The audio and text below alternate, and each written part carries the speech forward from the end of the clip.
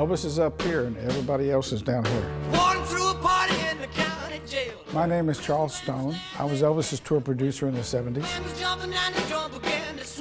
I produced all the shows, ordered all the tickets. I had control of all the tickets, so nobody really knew what I did, not even my neighbors, because you would have so many friends. That's what you call being at the right place at the right time. I was with a company called Concerts West, and through Mr. Jerry Weintraub, we got the Elvis tours.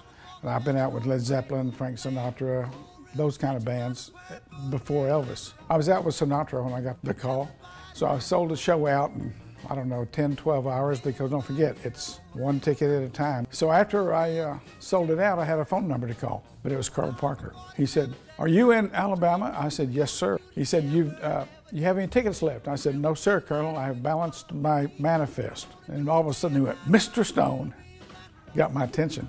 So I sat and opened and shut the same drawer 6 times. "No, sir, there are no tickets left." So he said, "You've done a good job, come to California." So I flew to California. The Colonel took an instant liking to me, and for the next 6.5 years, all I did was Elvis.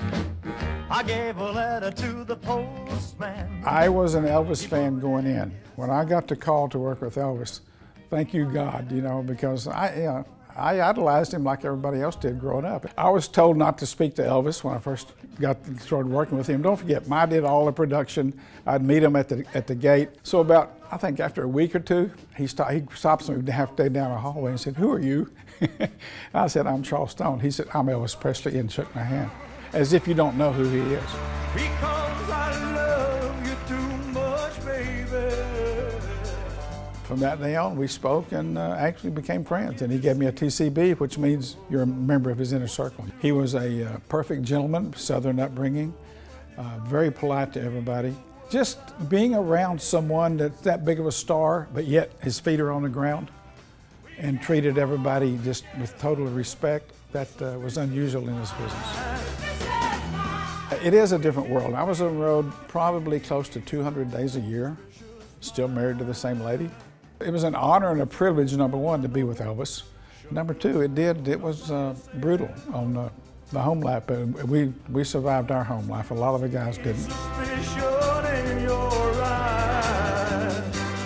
So I went on to have another life, and I'm still doing it today, and I'm gonna tell you, man, I'm blessed. When I come home, it's shut up and mow the yard. You know, you're not out with Elvis anymore.